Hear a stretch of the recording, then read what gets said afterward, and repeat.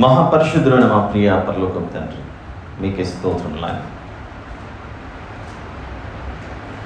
ఈ ఉదయకాల సమయం, ఈ ఆదివారం దినమున మీ యొక్క సన్నిధిలో ఇంతవరకు పాటలతోనూ స్తుతి ప్రార్థనలతోనూ స్తుతించి ఆరాధించేయడం, ప్రార్థించేయడం. నా తండ్రి, జరిగిన కార్యక్రమం అంతట్లో మీరు తోడై ఉన్నారని నమ్ముచున్నాను. ఇంతవరకు జరిగిన దాంట్లో ఏదైనా పొరపాటు జరిగితే క్షమించమని ప్రార్థిస్తున్నాను తండ్రి. మీ జీవం గల మాటలను వినుటకు మేము చేరి ఉండగా కొద్ది నిమిషం మీ సన్నిధిని, మీ ఆత్మను, మీ నడిపింపును మాతో ఉంచి మాట్లాడమని వేడుకొనిచ్చు. మా ప్రభువును ప్రియ రక్షకుడైన యేసుక్రీస్తు ప్రభువు అర్పణ ఈ కృతజ్ఞత, స్తుతి, ప్రార్థన మీకే సమర్పించి ప్రార్థించి వేడుకొచ్చిన తండ్రి. ఆమేన్. ప్రియులారా, సమూయేలు మొదటి గ్రంథము 30వ అధ్యాయం ఈరోజు మన వాక్యత.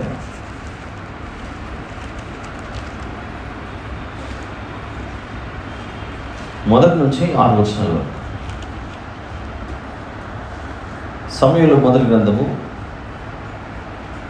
30వ అధ్యాయం మొదటి నుంచి 6 వచనాలు రాయబడిన మాటలను ఒకసారి చదువుకొని దాని గురించి ఈరోజు ధ్యానంలో ప్రవేశిస్తారు.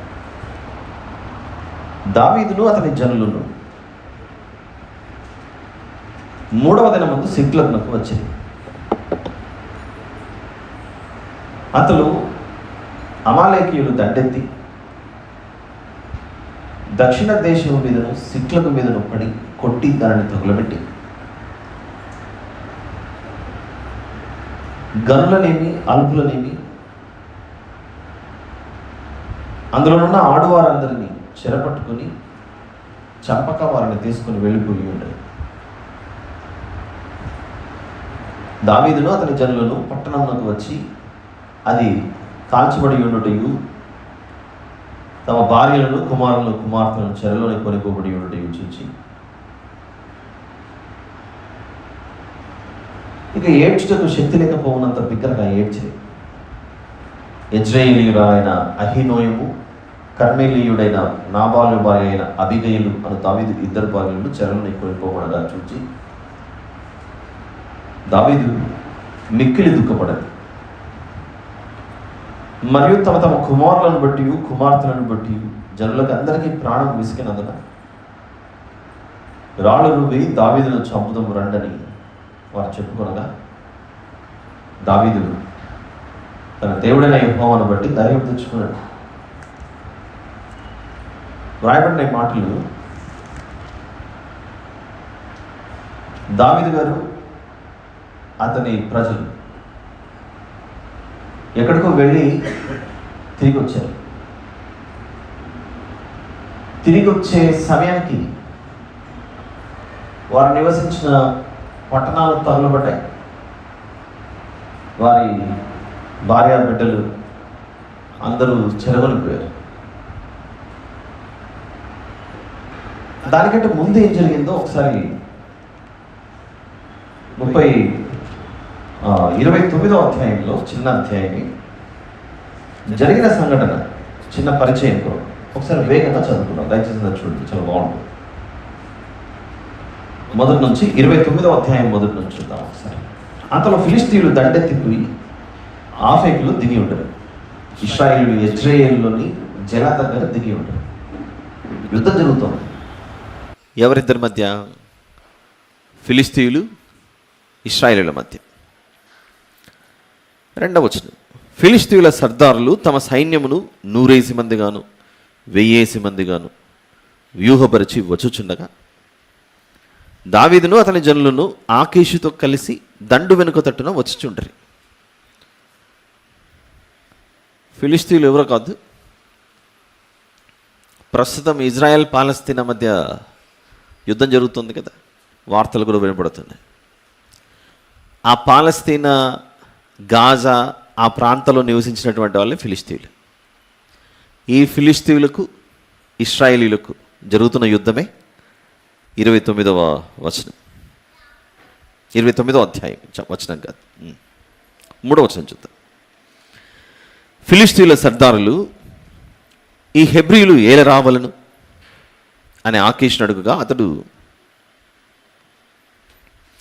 ఇన్ని దినములు ఇన్ని సంవత్సరములు నా యుద్ధ నుండి నా ఇశ్రాయేలు రాజైన సౌలునకు సేవకుడుకు దావీదు ఇతరే కాడా? ఇతడు నా యుద్ధ చేరిన నాటి నుండి నేటి వరకు ఇతని యందు తప్పేమీ నాకు కనబడలేదని ఫిలిష్తీయుల సర్దారులతో అన్నాను. అందుకు ఫిలిష్తీయుల సర్దారులు అతని మీద కోప్పడి, ఈ మనుషులు నీవు నిర్ణయించిన స్థలంలో తిరిగిపోనిమ్ము, అతడు మనతో కలిసి యుద్ధమునకు రాకూడదు, యుద్ధమందు అతడు మనకు విరోధి అవునేమో, దేని చేత అతడు తన యజమానునితో సమాధానపడను, మన వారి తలలను ఛేదించి తీసుకొని పోవుట చేతనే కదా తన యజమానితో సమాధానపడను. సౌలు 1000 కొలదిగాను దావీదు 10,000 కొలదిగాను హతము చేసిరని వారు నాట్యమాడుచు గానం ప్రతిగానం చేయించు పాడిన దావీదు ఇతడే కాడా అని అతనితో చెప్పిరి. కాబట్టి ఆకీషు దావీదును పిలిచి, యెహోవా జీవముతోడు నీవు నిజముగా యథార్థపరుడవై ఉన్నావు, దండులో నీవు నాతో కూడా సంచరించుట నా దృష్టికి అనుకూలమే. నీవు నా యొద్దకు వచ్చిన దినము నుండి నేటి వరకు నీ యందు ఏ దోషమును నాకు కనబడలేదు, కానీ సర్దారులు నీ యందు ఇష్టం లేక ఉన్నారు. ఫిలిష్తీయుల సర్దారుల దృష్టికి నీవు ప్రతికూలమైన దాన్ని చేయకుండానట్లు నీవు తిరిగి నీ స్థలం నాకు సుఖముగా వెళ్ళుమని చెప్పగా, దావీదు, నేనేమి చేసేదని? నా ఏలినవాడవగు రాజా, నీ శత్రువులతో యుద్ధము చేయుటకే నేను రాకుండానట్లు నీ యొద్దకు వచ్చిన దినము నుండి నేటి వరకు నీ దాసుడనైన నా యందు తప్పేమీ కనబడినని ఆకీషుని అడిగాను. అందుకు ఆకీషు, దైవదూత వలె నీవు నా దృష్టికి కనబడుచున్నావని నేను ఎరుగుదును, కానీ ఫిలిష్తీయుల సర్దారులు ఇతడు మనతో కూడా యుద్ధమునకు రాకూడదని చెప్పుచున్నారు. కాబట్టి ఉదయమున నీవును నీతో కూడా వచ్చిన నీ యజమానుని సేవకులను త్వరగా లేవవలెను. ఉదయం లేచి తెల్లవారగానే బయలుదేరిపోవాలని దావీదునకు ఆజ్ఞ ఇచ్చాను. కావున దావీదును అతని జనులను ఉదయం త్వరగా లేచి ఫిలిష్తీయుల దేశమునకు పోవాలని ప్రయాణమేరి ఫిలిష్తీయులు దండెత్తి యెజ్రెయేలునకు పోయిరి.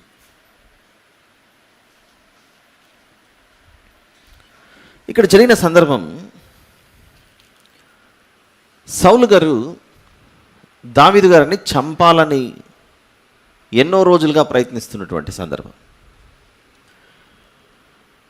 దావీదు గారిని ఎందుకు చంపాలనుకున్నాడు సౌలు గారు? ఒకప్పుడు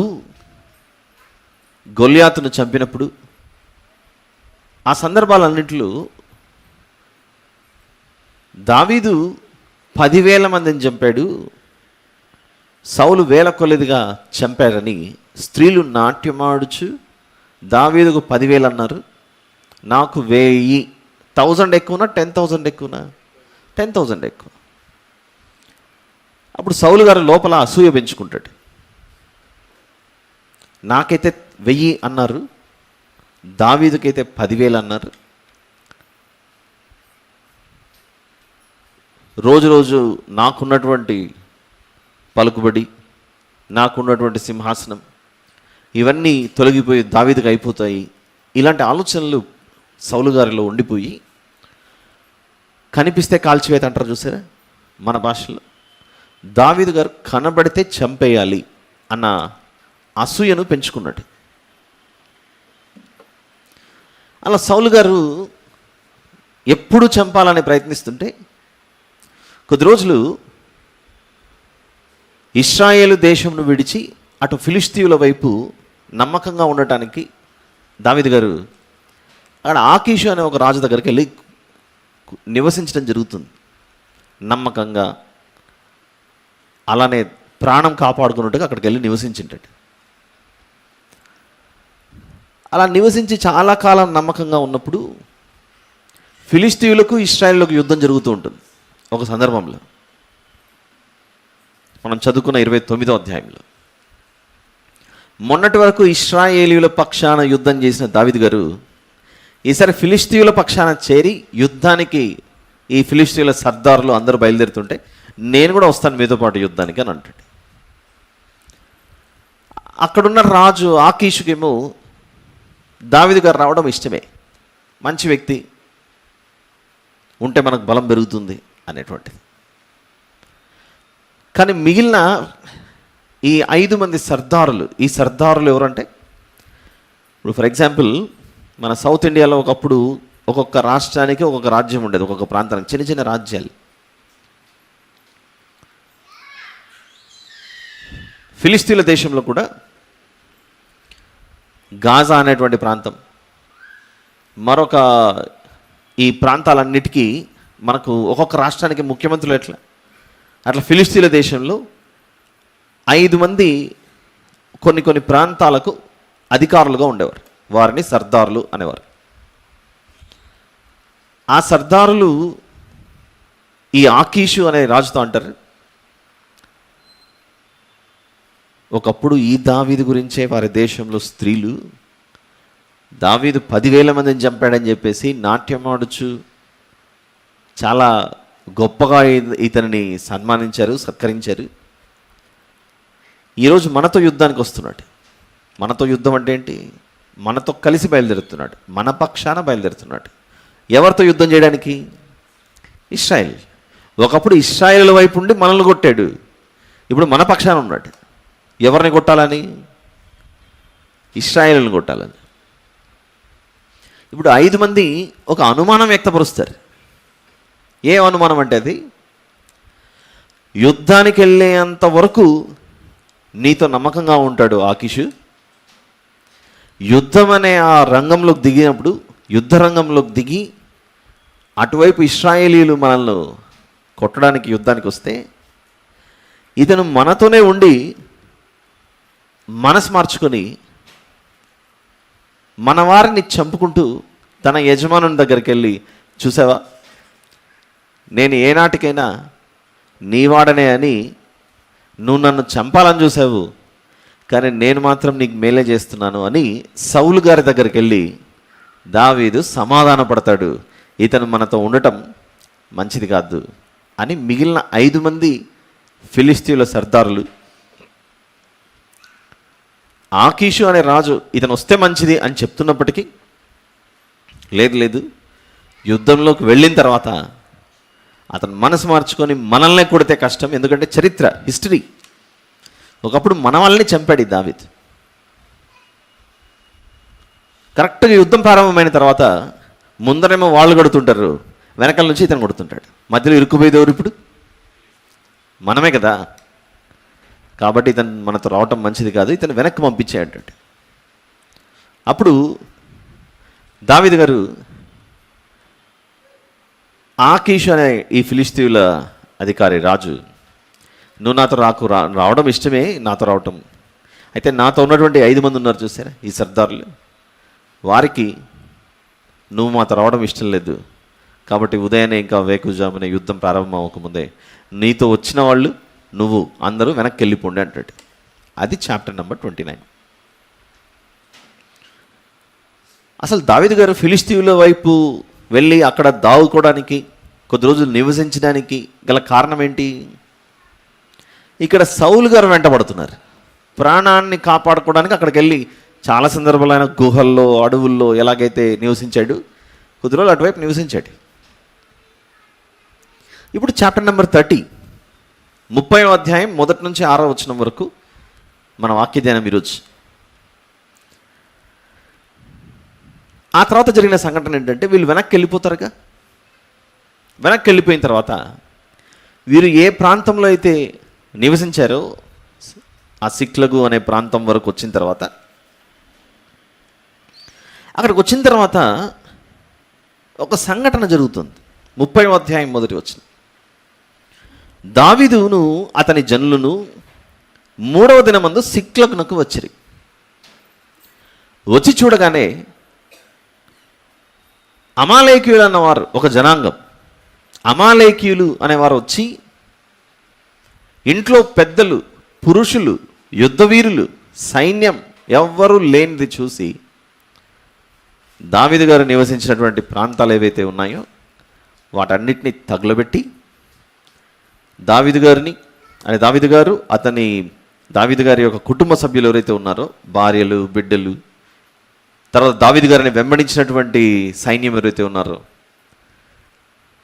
దావీదు గారి పక్షాన, సౌలు గారి వైపు ఉండకుండా దావీదు గారి పక్షాన ఉన్న వాళ్ళు ఉంటారు చూసారా,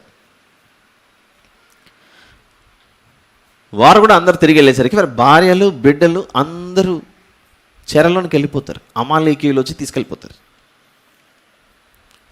ఒక వెరీ ఇంట్రెస్టింగ్ సినారియో. మనం ఆ కాలంలో లేం కాబట్టి వాటిని గుర్తు చేసుకోవడము, తిరిగి జ్ఞాపకం చేసుకోవడం కొంచెం కష్టపడాలి.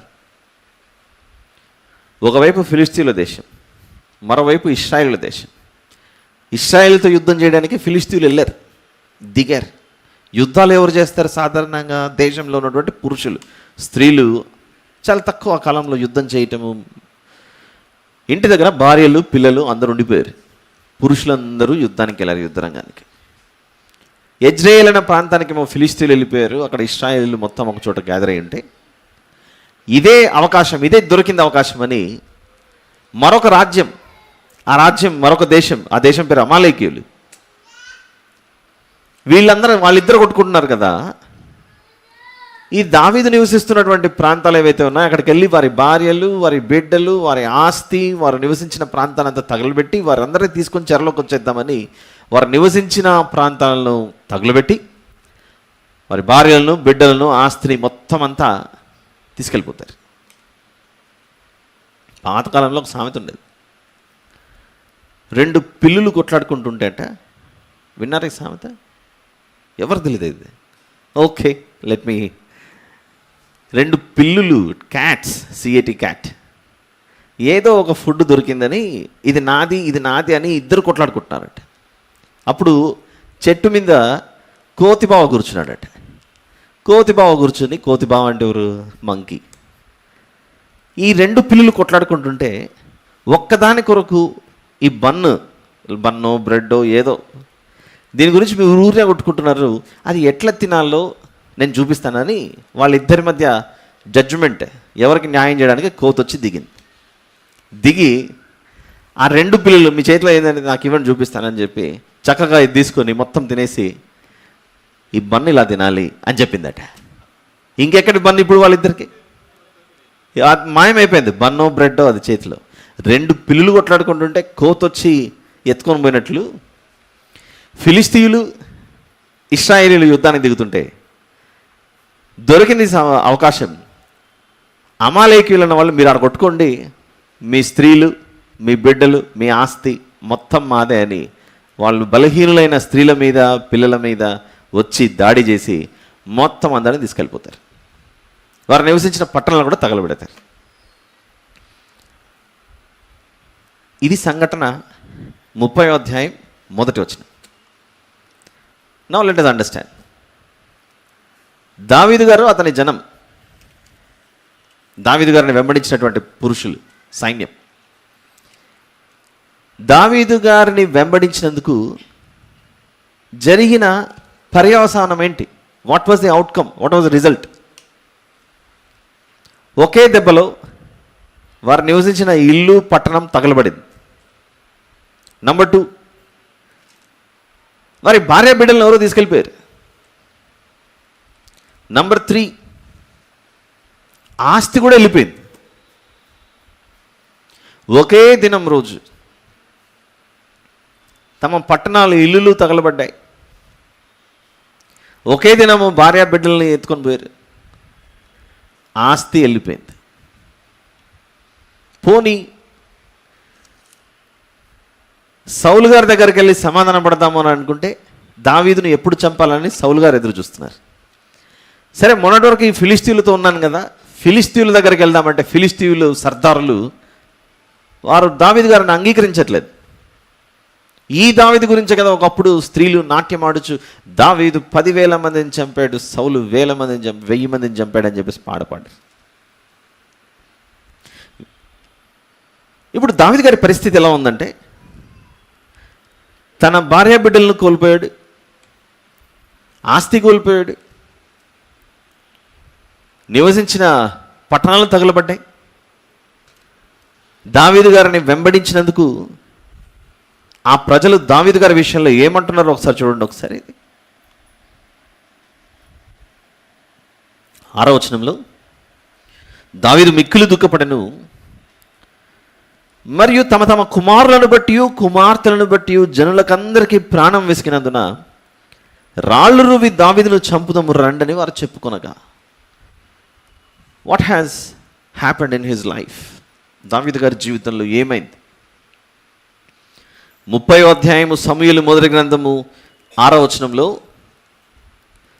తనతో ఉన్నవారు రాళ్ళు రువి చంపుదామని అనుకుంటున్నారు. ఒకవైపు ఫిలిస్తీయులను ఆశ్రయిస్తే, నువ్వు మాతో రావడం మాకు ఇష్టం లేదని వాళ్ళు తరిమి పంపించేశారు. వద్దంటున్నారు, తిరిగి పంపించారు. తిరిగి పంపించేశారు. పోనీ సొంత దేశమైన సౌలు గారి దగ్గరికి వెళ్ళి అక్కడ నివసిద్దామంటే కనిపిస్తే కాల్చివేత. సొంత దేశంలో చోటు లేదు. పోనీ భార్యాబిడ్డలు ఎక్కడన్నా ఉన్నారంటే తిరిగి వచ్చేసరికి అమాలేకులు తీసుకెళ్ళిపోయారు. ఇప్పుడు వరుస క్రమంలో చూద్దాం ఈ 6 వచనాలు ఈరోజు. దావీదును అతని జనులను 3వ దినమందు సిక్లగ్నకు వచ్చిరి. అంతలో అమాలేకీయులు దండెత్తి దక్షిణ దేశం మీదను సిక్లము మీదను పడి కొట్టి దానిని తగులబెట్టి గనులనేమి అల్పులనేమి అందులో ఉన్న ఆడువారందరినీ చెరపట్టుకుని చంపక వారిని తీసుకుని వెళ్ళిపోయి ఉండరు.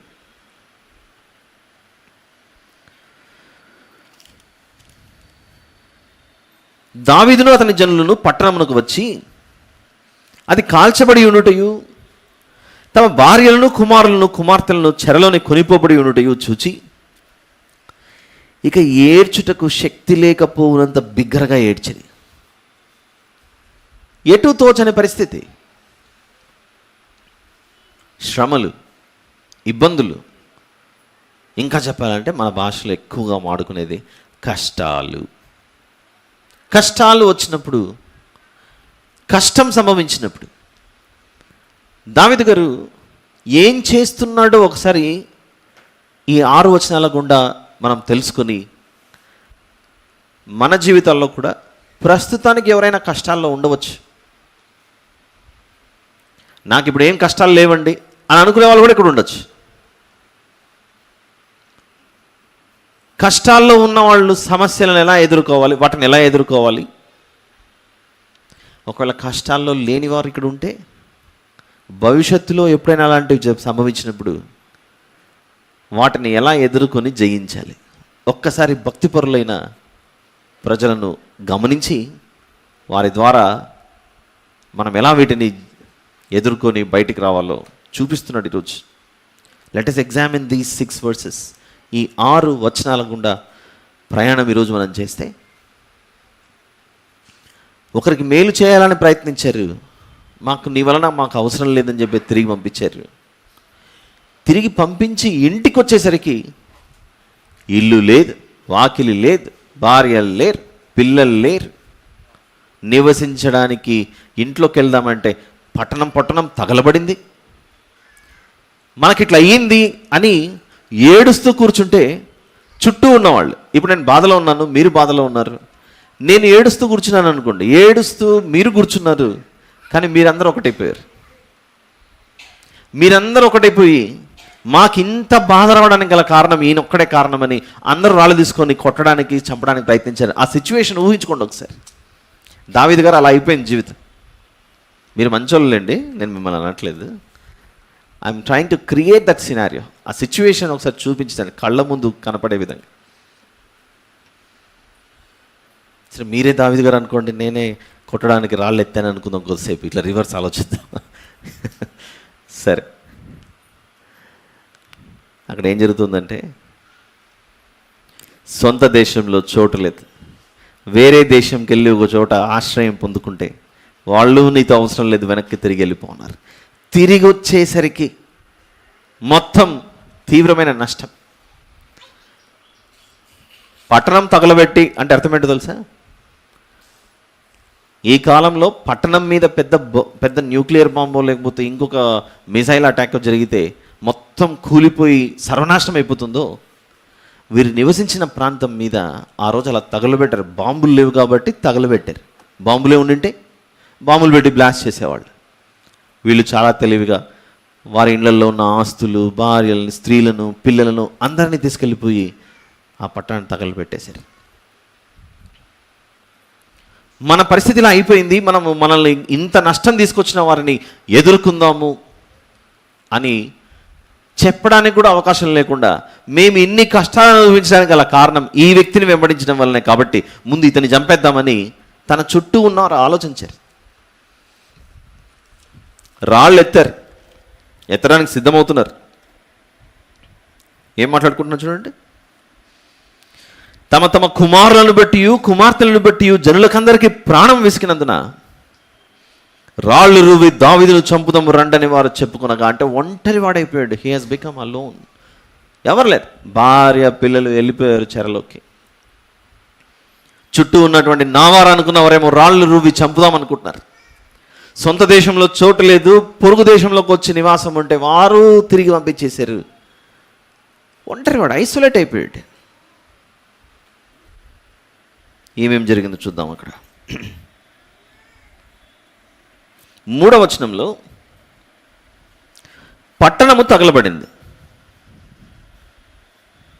4వ వచనంలో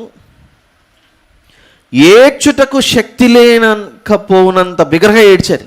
కొన్ని సందర్భాల్లో కష్టాలు ఎక్కువైనప్పుడు కన్నీరు ఎలా ప్రవహిస్తుందో కూడా తెలియని పరిస్థితి. ఏంటబ్బా, నేను ఎప్పుడు మేలు చేయాలని చూస్తుంటే కష్టాలు ఎక్కువగా చుట్టుకుంటున్నాయని, నేను ఎంత మేలు చేయాలని చూస్తుంటే నాకు మళ్ళీ కీడే ఎదురవుతుంది అనే పరిస్థితి.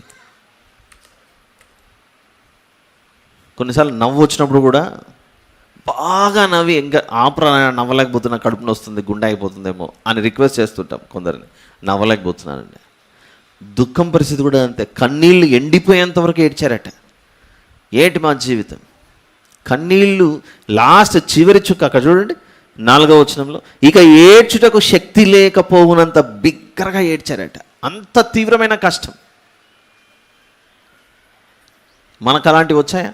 ఏడ్చడానికి శక్తి లేకపోయే అంత భయంకరమైన కష్టాలు వచ్చాయి. అక్కడ పరిస్థితి దావీదు గారిది అలా అయింది.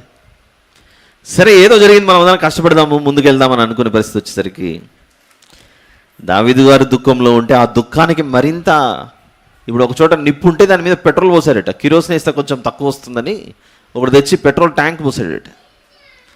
అది ఇంకా మండే పరిస్థితి అయిపోయింది. దావీదు గారు అధిక దుఃఖంలో ఉంటే, తనతో ఉన్నవారు కూడా దుఃఖంలో ఉంటే, ఆ దుఃఖంలో ఉన్నవారు మళ్ళీ ప్లాన్ చేసుకుంటున్నారు ఇతను చంపేద్దామని. ఇంకా అతని పరిస్థితి ఎలా ఉంటుంది చెప్పండి దావీదు గారిది.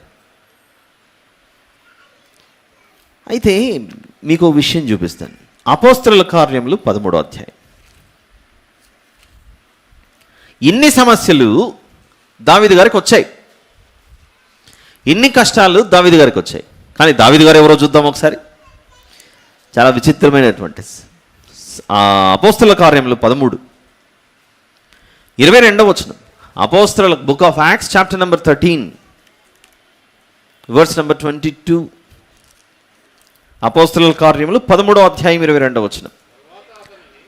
తర్వాత అతనిని తొలగించి, ఎవరిని తొలగించాడు? దేవుడు సౌలు గారిని తొలగించాడు అని చెప్తున్నాడు అక్కడ. దావీదును వారికి రాజుగా ఏర్పరచెను, మరియు ఆయన నేను యెషయి కుమారుడైన దావీదును కనుగొంటిని. అతడు నా ఇష్టానుసారుడైన మనుష్యుడు, అతడు నా ఉద్దేశములన్నీ నెరవేర్చునని చెప్పి అతన్ని గురించి సాక్ష్యం ఇచ్చాను. దావీదు గారు ఎవరట? దేవుడు ప్రేమించినటువంటి ఇష్టానుసారుడైన మనుష్యుడట. దేవుడు ఇంతగా ఇష్టపడిన వ్యక్తికి దేవుడు ఇతన్ని ఇంత ప్రేమిస్తే అన్ని కష్టాలు వస్తున్నాయేంటి? Question, big question mark. కష్టాల్లో ఇరుక్కుపోయి ఆ సుడిగుండంలో పడిపోయిన వాళ్ళు ఆలోచించేది ఏంటో తెలుసా? దేవుడు నన్ను వదిలేశాడేమో, దేవుడు నా చెయ్యి విడిచిపెట్టాడేమో, నేనంటే ఆయనకి ఇష్టం లేదేమో, నన్ను ఉద్దేశపూర్వకంగా దేవుడు వదిలేసి నన్ను ఇన్ని శ్రమల్లో పడేశాడేమో అనే అభిప్రాయానికి మనం వస్తాం. దేవుడు ఇష్టపడ్డాడు కనుకనే అక్కడ దావీదు గారు అన్ని శ్రమలలో ఉన్న, అన్ని ఇబ్బందులలో ఉన్న దేవుడు అలా లేవనెత్తడానికి తోడుగా ఉన్నాడు అని నిరూపిస్తున్నాడు అక్కడ. అంటే కష్టాలు, శ్రమలు ఎలాంటి వ్యక్తులు ఎదుర్కొనే అవకాశం ఉంది? దేవుడు ఎవరినైతే ఇష్టపడతారో, దేవుడు ఎవరినైతే ఎక్కువగా ప్రేమిస్తాడో అలాంటి వారు కూడా ఈ కష్టాలు అనే ప్రయాణం ద్వారా సాగిపోతూ ఉండాలి. ఎప్పుడైతే ఒక వ్యక్తి కష్టాల్లోకి వెళ్ళిపోతాడో, మొన్నటి వరకు నా జీవితం చాలా బాగుండే, దేవుణ్ణి వెంబడించినందుకు నా పరిస్థితి ఇలా దుఃఖమయంగా మారిపోయింది అని అనుకుంటే పొరపాటు. చూద్దామా, ఇలాంటి దయనీయమైన, ఏమాత్రము నిరీక్షణ లేని స్థితిలో దావీదు గారు ఈ సమస్యను ఎలా ఎదుర్కొన్నాడు. సమస్య వచ్చింది, ఓకే, తెలుసుకున్నాం. దీన్ని ఎలా ఎదుర్కొంటున్నాడు? హౌ ఈజ్ ఈ ఫేసింగ్? ఎవరితోనో చెప్పుకుందాము అని అంటే ఇంట్లో భార్య లేదు, ఎందుకు అమాలేకులు వచ్చి తీసుకెళ్ళిపోయారు. పోనీ పిల్లలతో ఏమైనా చెప్పుకుందామని అంటే పిల్లలు లేరు, అమాలేకులు వచ్చి తీసుకెళ్ళిపోయారు. ఇంట్లోకి వెళ్ళి ఒక గ్లాస్ నీళ్ళు తాగుదామంటే ఇల్లు లేదు, ఇల్లు తగలబడింది. ఒక పట్టణానికి వెళ్ళి అడుగు పెడదామంటే అంతా మండుతోంది, మంటలు. పోనీ ఫైర్ ఇంజన్లు ఏమైనా తీసుకొని వచ్చి ఆ పట్టణము అగ్నిపాలు అయిపోయి ఉంటే దాన్ని ఆర్పుదామని ట్రై చేస్తే మనకున్నలాగా ఫైర్ ఇంజన్లు, ఫైర్ ఎక్స్టింగ్విషర్లు ఎక్కడివి? చెరువులోంచి నీళ్ళు ఏ కుండల్లోనో బాణల్లోనో తీసుకొచ్చి నీళ్ళు పోయాలి.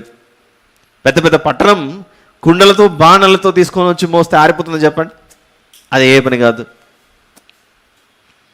ఎన్ని రోజులుగా ఇంట్లో ఏమేమి దాచిపెట్టుకున్నారో, ఎన్ని రోజులుగా ఆ ఇంట్లో ఏమేమి విలువైన వస్తువులు అన్నీ దాచిపెట్టుకొని ఉంటే ఒక్కసారిగా అన్నీ తగలబడ్డాయేమో. ఇంటికి వెళ్ళి కొంచెం భోజనం చేద్దాము, నీళ్లు తాగుదామని అనుకునేసరికి ఇల్లు ఎక్కడిది? నిన్ను నమ్ముకొని నిన్ను వెంబడిస్తే మా పరిస్థితి ఏమీ లేకుండా అయిపోయింది. మా పిల్లలు లేరు, మా స్త్రీలు లేరు. ఇంకా ఇవన్నీ సంభవించడానికి గల కారణం నువ్వు ఒక్కడివే. నిన్నే రాళ్లతో కొట్టి చంపేద్దామని ఒంటరి వాడిని చేసేసారు ఈ లోకం దావీదు గారిని. ఆ సమయంలో ఈ కష్టాన్ని, ఈ ఇబ్బందిని, ఈ శ్రమను, ఈ శోధనను దావీదు గారు ఎలా ఎదుర్కొన్నారో 6వ వచనంలో చెబుతున్నాడు చూడండి. అక్కడ నంబర్ 6 చివరి మాట, రాళ్ళు రువ్వి దావీదును చంపుదుము రండని వారు చెప్పుకొనగా దావీదు తన దేవుడైన యెహోవాను బట్టి ధైర్యము తెచ్చుకున్నాను. ఎవరు విడిచినా నా దేవుడు నాకు తోడుగా ఉంటాడని, యెహోవా నా కాపరి, నాకు లేమి కలుగదు అని 23వ కీర్తన 1వ వచనంలో ఉన్నట్లు దావీదు తన దేవుడైన యెహోవాను బట్టి ఏం తెచ్చుకున్నాడట? ధైర్యం తెచ్చుకొని, ఎస్, వీళ్ళందరూ లోకమంతా ఒకవైపున్న నా దేవుడు నా పక్షాన ఉంటే నేను కోల్పోయిన సమస్తము దేవుడు నాకు తిరిగి దయచేస్తాడు అన్న నమ్మకంతో తన దేవుడైన యెహోవాను బట్టి ఆ దుఃఖంలో ధైర్యాన్ని తెచ్చుకున్నాడట. దుఃఖంలో ఉండగా ధైర్యాన్ని ఎలా నింపుకోవాలి? when you are in sorrow, how you should depend on your Savior. Savior saves you from your sorrows. He never says sorry to you as long as you depend on Him. నువ్వు ఆయన మీద ఆధారపడి నమ్మకంగా జీవించినంత కాలం ఆయన నిన్ను విడిచిపెట్టాడు అని నువ్వు ఆయనను విడిచిపెడితే నీకు ప్రమాదం. అందరు ఇక్కడ దావీదు గారి పరిస్థితి చూడండి. చుట్టూ ఉన్న వాళ్ళే వాళ్ళు మాట్లాడుకుంటున్నారు, దావీదుకు చెప్పకండి, ఫస్ట్ బయటికి వెళ్ళి మనం రాళ్ళు ఏరుకుందాము, రాళ్ళు మన చేతిలో పెట్టుకొని అప్పుడు కొడదామా అని వీళ్ళు తిరిగిపెట్టారు. దావీదు తన దేవుడైన యెహోవాను బట్టి ధైర్యం తెచ్చుకుని 7వ వచనంలో యాజకుడిని పిలిపించి ఏఫోదుని తీసుకురా. ఏఫోదు అని అంటే ఏంటి? ఈ మధ్యకాలంలో నిర్గమకాండం నేను 40 రోజుల పైన చెప్పాను, చంద్రాయణగుట్ట మందిరం అంతా. అందులో ఏఫోదు గురించి వివరించాను. ఏఫోదు అని అంటే ప్రధాన యాజకుడు యెరూషలేం మందిరంలో వేసుకునేటువంటి వస్త్రం. ఆ వస్త్రము భుజముల మీద ఒక రత్నాలు, తన ఉదరం మీద ఒక షీల్డ్ లాంటిది ఉండి అందులో ఊరిము తుమ్మిము అనేటువంటివి ఉండి, ఆ డ్రెస్సులు ఇవన్నీ రత్నాలు ఏర్పాటు చేసేవాళ్ళు. దేవుడు అంటాడు, మీరు ఏదైనా నిర్ణయం తీసుకోవాలనుకుంటే ఈ ఏఫోదులో ఉన్న ఊరిము తుమ్మిము అనే వాటిని ఉపయోగించడని చెప్పింటాడు. అది నిర్గమకాండము లేవ్యాకాండాల్లో ఉంటుంది. అది అప్పుడు దావీదు గారు ఏఫోదుని తీసుకురా అని చెప్పాడు, ఆ డ్రెస్ని తీసుకురా అని చెప్పాడు. అప్పుడు యాజకుడు డ్రెస్ తీసుకొని అక్కడికి వచ్చినప్పుడు 7వ వచనంలో, ఏఫోదు తెమ్మని యాజకుడుగు అహీమెలెకు కుమారుడైన అబ్యాతారుతో చెప్పగా అబ్యాతారు ఏఫోదును దావీదు వద్దకు తీసుకొని వచ్చాడు. అప్పుడు దావీదు గారు విచారణ చేస్తాడు, దేవుడిని అడుగుతాడు, నేను ఈ దండును తరిమిన ఎడల దాన్ని కలుసుకొందునా అని యెహోవా యొద్ద దావీదు విచారణ చేయగా అప్పుడు దేవుడు తరుము, చేజ్ దెమ్, తరుము, నిశ్చయముగా నీవు వారిని కలుసుకొని తప్పక నీ వారినందరినీ దక్కించుకుందామని సెలవిచ్చాను. ఆ మాట సెలవివ్వగానే దావీదు గారు అప్పటికే అలసిపోయి ఉన్న దుఃఖంలో ఉన్న దేవునిని బట్టి ధైర్యం తెచ్చుకొని ప్రయాణం చేస్తున్నాడు. ఇప్పుడు ఎవరిని రక్షించుకోవడానికి? తన బిడ్డలను, తన భార్యలను, వీళ్ళందరినీ రక్షించుకోవడానికి కదులుతున్నాడు. ప్రియులారా, ఇలాంటి కష్టాలు, ఇలాంటి శ్రమలు వచ్చినప్పుడు దావీదు గారు 6వ వచనం ప్రత్యేకంగా తన దేవుడైన యెహోవాను బట్టి ధైర్యం తెచ్చుకున్నాడట. ఈరోజు నీవు ఉన్నటువంటి స్థితి ఏంటో నాకు తెలియదు, మాట్లాడుతున్నాను నేను, కానీ దేవునికి నీ స్థితిగతులు బాగా తెలుసు. నువ్వు ఏ సిచ్యువేషన్లో ఉన్నావు అనేది దేవునికి తెలుసు.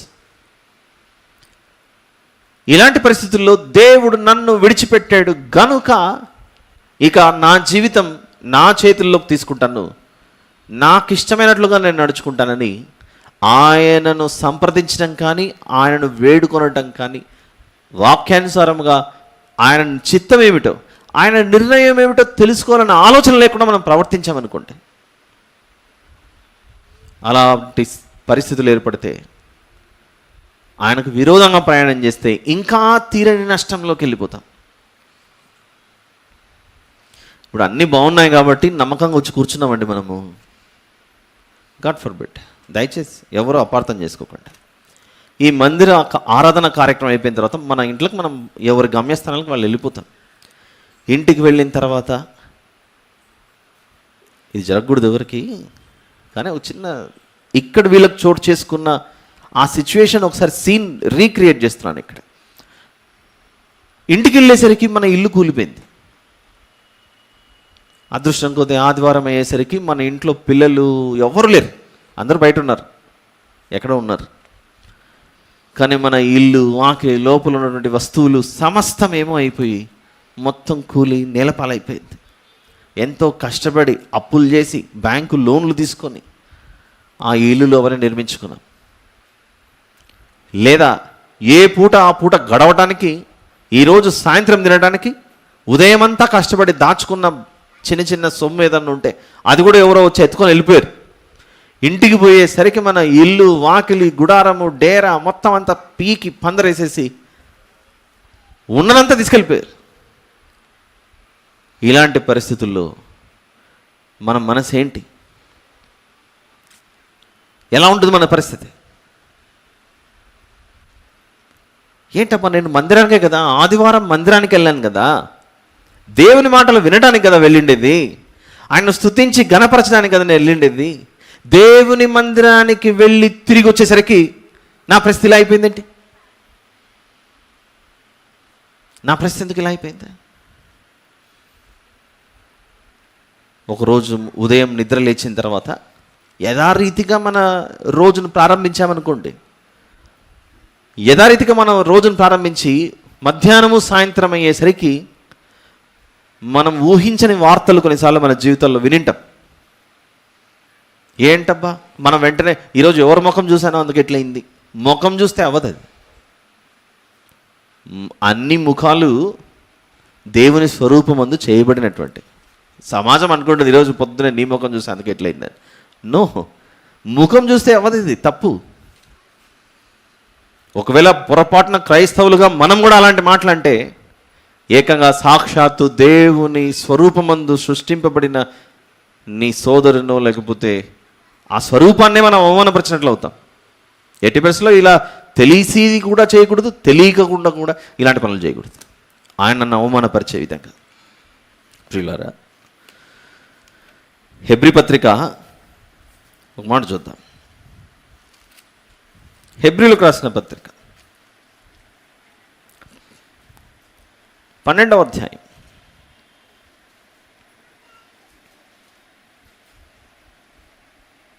లేకపోతే 13 చూద్దాంలేండి. 12వ అధ్యాయం వచ్చే వారం చూద్దాం. ప్రస్తుతానికి 13 చూద్దాం. 12వ వచనం చూద్దాం. 13, 12. కావున యేసు ఆయన కూడా తన స్వరక్తము చేత ప్రజలను పరిశుద్ధపరచుటకై గవిని వెలుపుట శ్రమ పొందెను.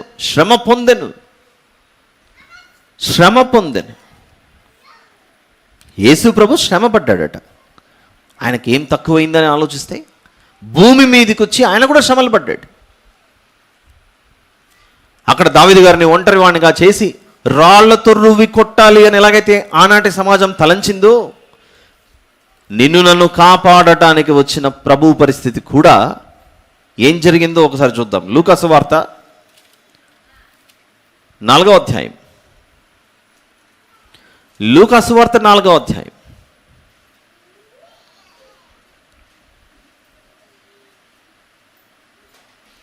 29వ వచనం చూద్దాం. యేసు ప్రభు చెప్పిన మాటలు వారి చెవికి ఇంపైనవిగా వినపడలేదు, అంగీకారయోగ్యముగా లేకుండా పోయేసరికి ఆయన చెప్పే మాటలు వారు అర్థం కాక 29వ వచనం లూకా సువార్త 4:29. ఆగ్రహంతో నిండుకొని లేచి ఆయనను పట్టణంలో నుండి వెళ్ళగొట్టి ఆయనను తలక్రిందుగా పడద్రోయవలనని తమ పట్టణము కట్టబడిన కొండపేటు వరకు ఆయనను తీసుకొని పోయి పట్టుకోండి నన్ను చంపేద్దామని స్వకీయులే తిరగబడ్డారట.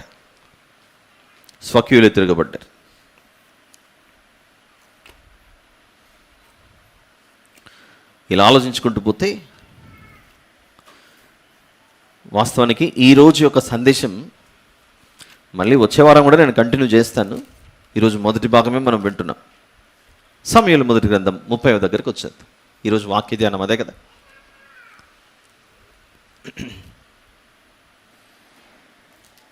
మూడు విషయాలు మర్చిపోకండి.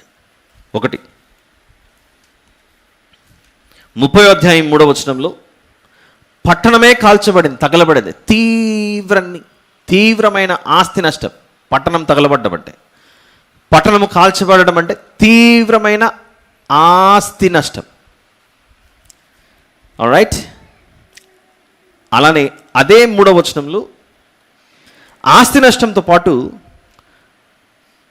They lost their near and dear and loved ones. తమ ప్రాణానికి ప్రాణంగా ప్రేమించే బిడ్డలు, భార్యలు మొత్తం అందరినీ కోల్పోయారు. ఆస్తి నష్టం మాత్రమే కాదు, తమ కుటుంబ సభ్యులను కూడా కోల్పోయారు. ఎక్కడికి వెళ్ళిపోయారో తెలియదు, అడ్రస్ తెలియదు. ఎవరో తీసుకెళ్ళిపోయారు. ఎవరు మేము తీసుకెళ్ళామని చెప్తారా? మేమే తీసుకెళ్ళామని చెప్పారనుకోండి, ఎందుకు తీసుకెళ్ళామని రచ్చ అక్కడే స్టార్ట్ అవుతుంది. ఏ డైరెక్షన్లో వెళ్ళారో తెలియదు, ఎటు పోయారో తెలియదు. ఇక 4వ వచనంలో బాధ కలిగినప్పుడు ఏడవకూడదు అని నేను చెప్పట్లేదు. ఏడ్చి కొంచెం విరామం పొందుకోవడం మేలు. ఏడుపుతో కొంచెం విరామం పొందుకోవడం మేలు. కష్టం వచ్చినప్పుడు, ఇబ్బంది కలిగినప్పుడు, మనసుకు గాయమైనప్పుడు ఏడవటంలో తప్పేం లేదు.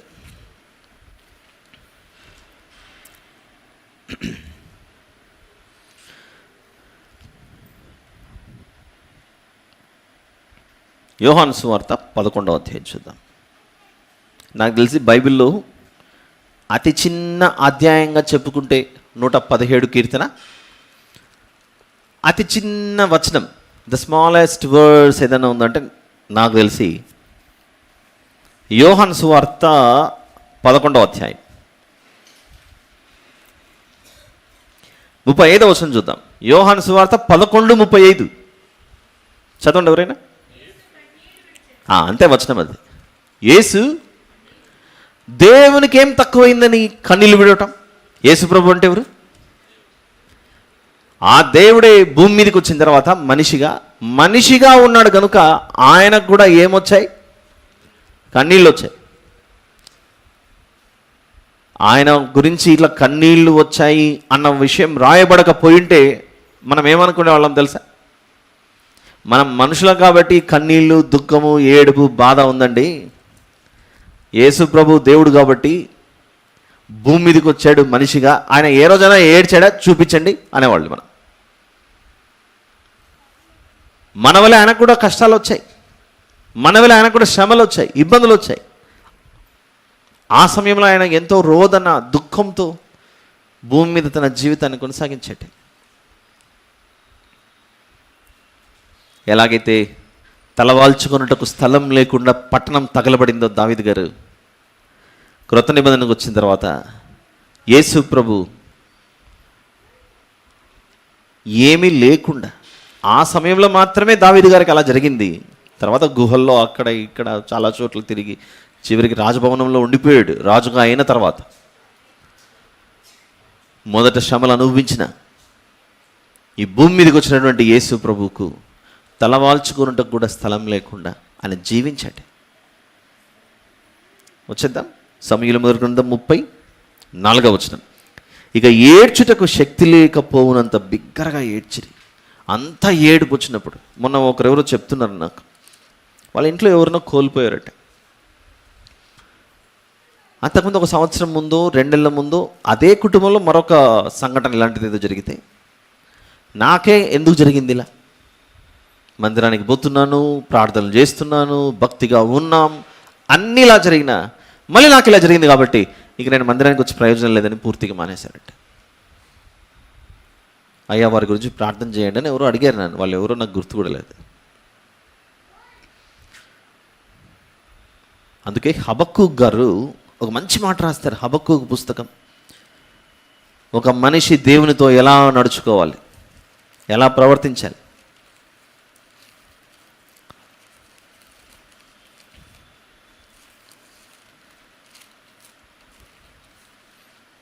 మూడవ అధ్యాయం 772 హబక్కూకు గ్రంథము 3వ అధ్యాయం చాప్టర్ నెంబర్ 3 17వ వచనం నుండి చూద్దాం. 17వ వచనం నుండి, అంజూరపు చెట్లు పూయకుండినను, ద్రాక్ష చెట్లు ఫలింపకపోయినను, ఒలివ చెట్లు కాపు లేక ఉండినను, చేనిలోని పైరు పంటకు రాకపోయినను, గొర్రెలు దొడ్డిలో లేకపోయినను, శాలలో పశువులు లేకపోయినను, నేను యెహోవా యందు ఆనందించెదను, నా రక్షణకర్త అయిన నా దేవుని యందు నేను సంతోషించెదను అని ప్రభువగు యెహోవాయే నాకు బలం, ఆయనే నాకు బలం. నాకు అనిపిస్తుంది యెహోవా నా బలమా అనే పాట ఉంది కదా, అది ఇలాంటి మాటల ద్వారానే నిర్మించబడింది అని అనుకుంటున్నాను నేను.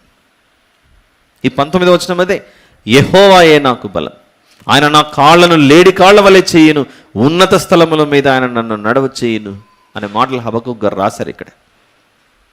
ప్రియులారా, ఈరోజు ఇంతవరకు విన్న మాటలు మనం ఆలోచిస్తే, ముగిస్తున్నానని మాత్రం అనుకోకండి, దీని కొనసాగింపు వచ్చే వారం విందాం. చాలా ఉన్నాయి తెలుసుకోవాల్సినవి. దావీదు గారు ఈ స్థితిలో ఉండగా ఆయన చేసినటువంటి ఒక్క పని తిరిగి కోల్పోయిన సమస్తాన్ని తిరిగి పునరుద్ధరించింది. పునరుద్ధరించడం మాత్రమే కాదు, పరిస్థితులు తిరిగి నేల మీద పడిపోయింది మా జీవితం అనుకున్న స్థితిలో నుండి దేవుడు తిరిగి ఉన్నతమైన స్థాయికి చేర్చాడు. లోకమంతా ఒకటైనా, లోకమంతా ఏకమై విడిచిపెట్టినా, తిరిగి నీ ప్రాణాన్ని బలి చేసుకోవాలని ఆలోచిస్తున్నా ఆ సమయంలో ఎవరిని బట్టి దావీదు గారు ధైర్యం తెచ్చుకున్నారట? యెహోవాను బట్టి ధైర్యం తెచ్చుకున్నాడట. I don't know dear sister and brother in what situation that you are in. ఈరోజు ఈ మాటలు, నేను కూడా ఆ స్థితిలోనే ఉన్నాను. నాకు దేవుడు అంటే ఇష్టం లేకుండా పోతోంది రోజు రోజుకి. అసలు దేవుడు అనేవాడు ఉన్నాడా అనే అభిప్రాయం నాకు వస్తోంది. నిజంగానే దేవుడు ఉంటే నా పరిస్థితి ఎందుకు ఇలా మారిపోతుంది అనే స్థితిలో నువ్వు ఉంటే, ఇది జీవితంలో ఒక గొప్ప అభ్యాసం, గొప్ప పాఠం, ఒక లెసన్ నేర్పించడానికి ఇదంతా జరుగుతుందేమో. లేకపోతే నీ లైఫే, నీ జీవితమే మరొకరికి ఒక ఎగ్జాంపుల్గా ఉండడానికి నీవు ఈరోజు ఈ స్థితిని ఎదుర్కొంటున్నావేమో. యేసు ప్రభు శిలువ మరణం చెందడానికి ఆయన మనల్ని రక్షించడం ఒకటే కారణం కాదు. ఒకవేళ ఆయన అన్ని శ్రమలు అనుభవించకపోయి ఉంటే మనం ఈరోజు ప్రభు కొరకు ఇంత బలంగా జీవించే వాళ్ళం కాము క్రైస్తవులుగా. నా ప్రభువు నన్ను రక్షించడానికి ప్రాణత్యాగం చేసినప్పుడు, ఒంటరిగా సిలువ ప్రయాణం చేసినప్పుడు, నా కొరకు నడినెత్తి మొదలుకొని అరిపాదం వరకు రక్తం కార్చి చనిపోయి ఆకాశానికి భూమికి మధ్య ఆయనను వస్త్రహీనుడిగా చేసి అవమానపరిచి, ఒకడు పొలము దున్నితే ఎలాగైతే దున్నబడుతుందో ఆయన వీపలా దున్నబడితే కొరడాలతో,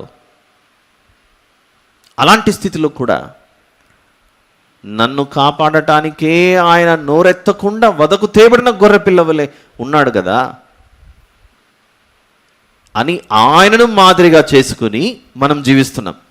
ఆయన ఆ విధంగా చేయకపోయి ఉంటే మనం ఎప్పుడు రాజసింహాసనమే కోరుకునేవాళ్ళం. ఆయన మనకు మాదిరి, ఆయన మనకు ఒక పోలిక. ఎలానో మన జీవితాల భూమి మీద ఇలాంటి పరిస్థితులు ఎదుర్కొన్నప్పుడు నేను ఎందుకు ఎదుర్కొంటున్నానప్పా అనే పరిస్థితి మనకు సందేహం రావచ్చు. కానీ నీకు ఎదుర్కొనే శక్తి ఉంది కనుక దేవుడు నిన్ను అలాంటి స్థితిలోకి పంపించాడేమో. ఎదుర్కొనే బలం ఉంది కనుక నిన్ను ఆ స్థితిలోకి పంపించి నీ జీవితం మరొకరికి గొప్ప మాదిరికరంగా ఉండటానికే అలాంటి స్థితిని నువ్వు ఎదుర్కొంటున్నావేమో. ఇది ఒక రకం. ఇంకొన్ని సందర్భాలు ఉంటాయి. ఈరోజు ఉత్తర ప్రత్యుత్తరాలుగా 55 కీర్తన చదివాంగా. ఎప్పుడు ఇదే అని అనుకోకండి. కొన్ని సందర్భాల్లో నిన్ను పరీక్షించడానికి మాత్రమే కాదు ఇలాంటి పరిస్థితులు ఎదురయ్యేది, మరో కారణం కూడా ఉంటుంది. 19వ వచనం 55-19 కీర్తనలు 55-19 ఈరోజు ఉత్తర ప్రత్యుత్తరాలుగా చదివినటువంటి కీర్తన. పురాతన కాలము మొదలుకొని 55 కీర్తన 19 పురాతన కాలము మొదలుకొని ఆసీనుడకు దేవుడు మారు మనస్సు లేని వారై తనకు భయపడని వారికి ఉత్తరం ఇచ్చిననుంది అక్కడ. కొందరికి ఇంతవరకు విన్నదేమో దేవునికి ఇష్టానుసారులైన వారు కూడా శ్రమల్లోకి ఎదురవుతారని చెప్పాను. ఇదంతా ఒక ఒక ఒక ఒక పార్ట్ అయితే, ఇప్పుడు నెక్స్ట్ పార్ట్లోకి వస్తున్నాం. అసలు నీవి కష్టాల్లో పడ్డానికి గల కారణం దేవుడు కారణం అని వేలెత్తి దేవుని మీద చూపించకండి. నువ్వు భయము భక్తి లేకుండా మారు మనసు లేకుండా దేవునికి తిరగబడి నీ సొంత నిర్ణయాల ద్వారా నీ జీవితాన్ని పాడు చేసుకున్నావు. దేవుని మీద నిర్ణయం వేస్తే ఎలా? నేను ఈ స్థితిలోకి వెళ్ళిపోవడానికి గల కారణం దేవుడే అని దేవుని మీద నింద వేయక, నీకు ఎన్నోసార్లు హెచ్చరికలు చేసినా నీకు మారు మనసు కలగలేదు కనుక నువ్వే వెళ్ళి కష్టాల్లో పడ్డావు. నువ్వు కొని తెచ్చుకున్న కష్టాలకు దేవుడే దీనికి కారణమని నువ్వు ఆయన మీద నింద వేస్తే ఎలా? తప్పు.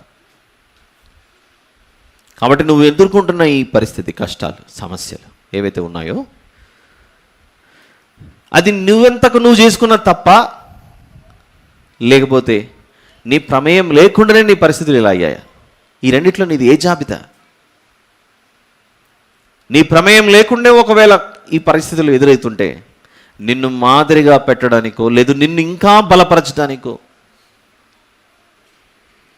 నిన్ను దేవునిలో ఇంకా గొప్పగా నిలబెట్టడానికో, నీ జీవితం మరొకరికి ఉపయోగపడడానికో అలాంటివి ఏమైనా జరుగుతున్నాయో మనకు తెలియదు. అలా కాకుండా నీవు చేసుకున్న తప్పు వల్ల నువ్వు శ్రమలు ఎదుర్కొంటుంటే దయచేసి దేవుని మీద నేరం వేయకుండా ఆయనను శాలలో పశువులు లేకున్నాను హబక్కుకు గారు రాసినట్లుగా మనం అయిపోయింది, జరిగింది, ప్రభువా తప్పు చేశాను, నీకు లోబడి జీవిస్తానని తిరిగి వచ్చిన కుమారుడు ఎలాగైతే లూకా సువార్తలో కనబడతాడో ఆ రీతిగా ఆ దేవుని వద్దకు వచ్చి తప్పును ఒప్పుకుందాం.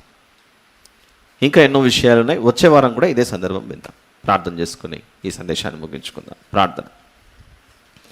ప్రేమ కనికరము కలిగిన మా గొప్ప దేవ, పరిశుద్ధుడైన మా తండ్రి, మీకే స్తోత్రములు నాయన. ఇంతవరకు వినిపించిన వాక్యంలో మేము ఎన్నో విషయాలు నేర్చుకున్నాం. దీని యొక్క కొనసాగింపు వచ్చే వారం వినబోతుండగా మీ కృప చేతి నడిపించమని ప్రాధేయపడుచు మా ప్రభువును ప్రియరక్షకుడైన యేసు ప్రభు వారిపేట అడిగి వేడుకొని సమర్పిస్తున్నాను తండ్రి.